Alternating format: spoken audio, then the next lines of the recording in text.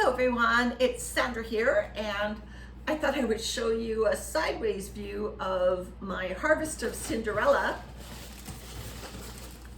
The castings are more than ready to come out, and so I'm just have a tote out of range here, or out of frame here for you to see that I'm going to be putting her castings handful by handful. This is how I do it. I've migrated all the worms to one end. So here are the beautiful castings. Hopefully not too much goes on my floor. I'm just going to take handfuls out one at a time. This, I think, protects any worms from what might otherwise be a sharp tool like a hand trowel. Oh, I see worms going into the castings. I don't mind that. I can always bait them out or let them live in there if I think there's a lot of unfinished material. So I was asked recently to talk about my experiences worm farming from a wheelchair. And it made me think that showing the video of how I do this might lower the threshold for people who have maybe other types of mobility disorders or just sore knees, sore hips, and they want to be able to sit down to do things. Well, here's Cinderella. Oh, there's a worm on the edge of the castings. Here's Cinderella up on a stool in my kitchen, and I'm harvesting beautiful worm castings out of it. And this is something that I manage, I would say, about 90% on my own. Cinderella, I do 100% on my own. But my other big worm farms, the outdoor stacking tray systems, I need Landon's help to move those trays around. So what I've done as a compromise is I go into them less frequently. I feed them less frequently, and you know, the worms do fine with that, but it's a different type of worm bin management. If you want a bin like Cinderella that maybe you go into and feed every week or two, it needs to be accessible. And so if I had known that when I started worm farming, I would have gone with either these tote systems right from the start, maybe bucket systems with handles, but I have other problems with bucket systems. I don't find the worms do as well in a bucket as they do in a tote, and I actually have a video that I produced about the differences between worm farming in a bucket and worm farming in a tote, and I will link that in the description. I'm just gonna push Cinderella's castings over.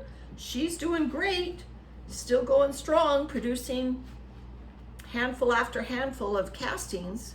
Oh, that's got a little bit of bedding. That's our road trip fork, the end of it. So that I'll throw in the migration end. Just making sure that I'm not getting the big bedding coming out yet. Nope, still beautiful black castings. There's a cherry pit going in. That's okay. I can, you know, as I tend to these castings over the next 6 weeks, I can grab that cherry pit and just take it right out. So anyway, accessible worm farming. So what it means to me is having a bin like Cinderella that she's in my kitchen. So that's access. I can get into Cinderella any day I want, any day of the week. She's up on a little utility stool, which makes it easy for me to reach.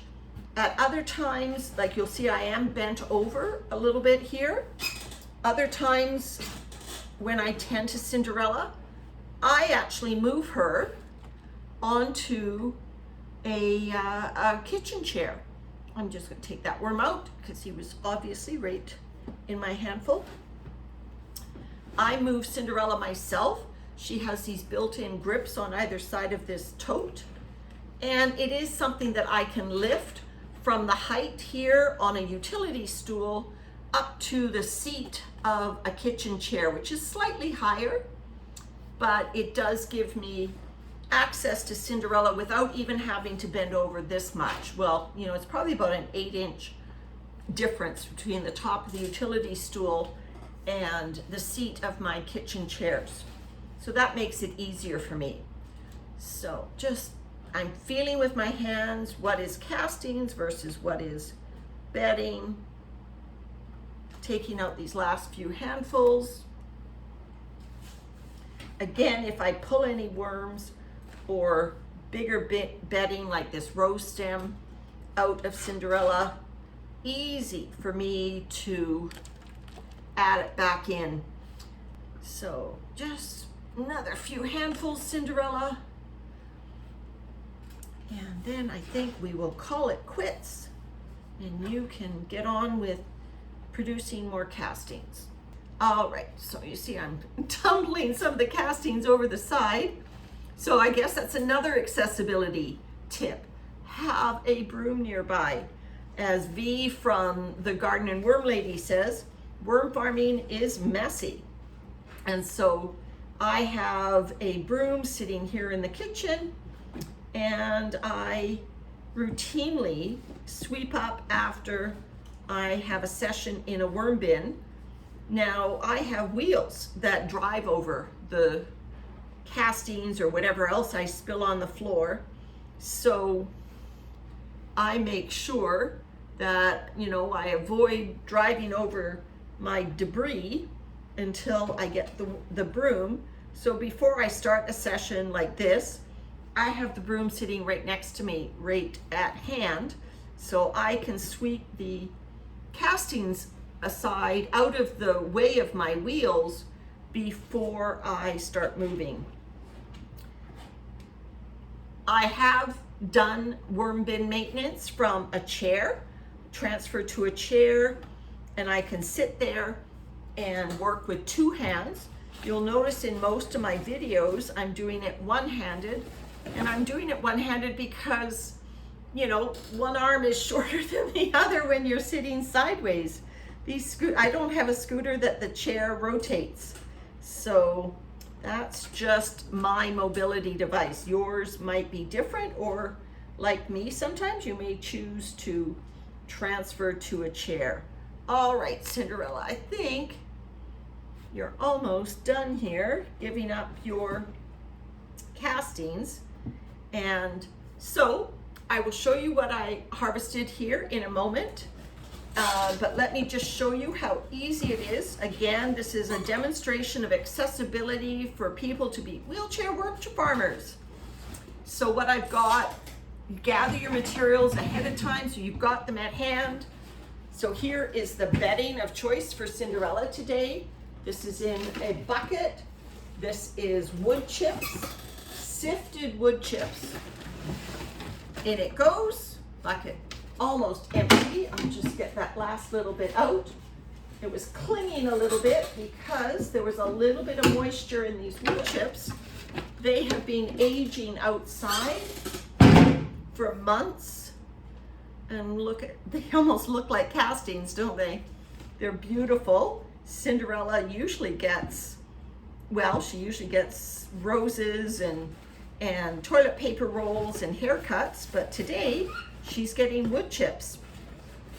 So she is done. I've taken care of Cinderella. So this is just how easy it is, and the plastic goes back on top. So here is my broom right here. So again, I just gently sweep out of the path. I know you can't see that, but gently sweep anything. There were only a few crumbs in the path of my scooter here. And then what I do is I can just pull up and show you the castings. So here are the beautiful castings and cocoons that I pulled out of Cinderella. If you have any questions about how to make worm farming accessible to your situation, I'd be happy to brainstorm with you. Just let me know in the comments and we can reach out and find things that will work for you. It is rewarding, it's doable, and the payoffs for the environment in your garden are huge. All right, everyone, take care.